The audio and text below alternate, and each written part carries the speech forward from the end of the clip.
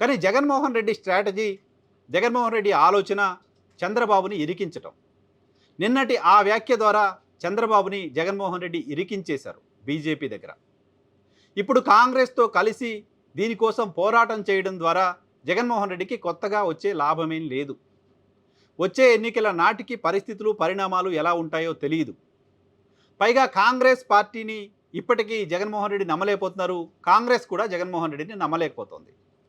But Bharatiya Janata party టీడీపీతో కలిసి ప్రభుత్వంలో ఉన్నప్పటికీ జగన్ని నమ్ముతోంది. టీడీపీతో కలిసి తనను ఓడించినప్పటికీ జగన్ భారతీయ జనతా పార్టీని నమ్ముతున్నాడు. ఈ కారణంగానే నిన్న జగన్మోహన్ రెడ్డి చేసిన ఆ వ్యాఖ్యలు. భారతీయ జనతా పార్టీతో కలిసి ప్రభుత్వంలో ఉండి కూడా టీడీపీ బీజేపీని నమ్మలేకపోతోంది. భారతీయ జనతా పార్టీతో కలిసి ప్రభుత్వంలో ఉండి కూడా టీడీపీకి కాంగ్రెస్ పైన ప్రేమ కనపడుతోంది.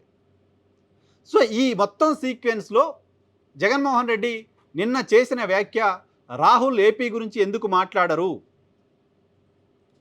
రాహుల్ చంద్రబాబు మాట్లాడుకుంటున్నారు, ఈ వ్యాఖ్య భారతీయ జనతా పార్టీ కేంద్ర నాయకత్వానికి చేరింది. కేంద్ర నాయకత్వం చంద్రబాబుని అనుమానంగా చూసేలా చేసింది.